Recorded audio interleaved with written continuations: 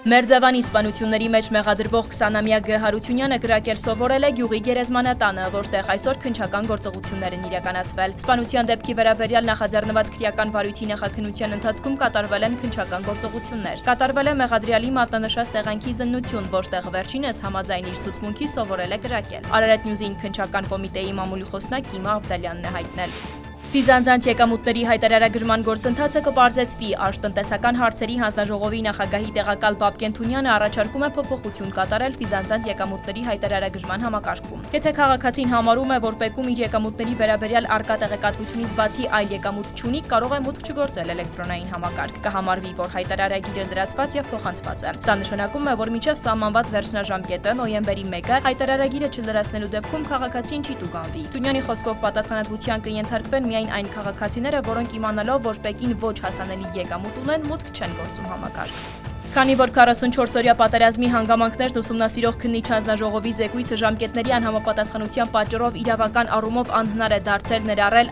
լիագումար նիստերի օրակարգում, բոլոր հնարավոր իրավական շահագրգիռ կողմերի հետ քննարկումների արդյունքում նախագահը որոշում է կայացրել զեկույցն ուղարկել ԱԺ-ի արխիվ, որտեղ գաղտնիության թույլտվություն ունեցող յուրաքանչյուր պատգամավոր կարող է ծանոթանալ զեկույցին։ Արարատ Նյուզին հայտնել է նախագահի մամուլի խոսնակը։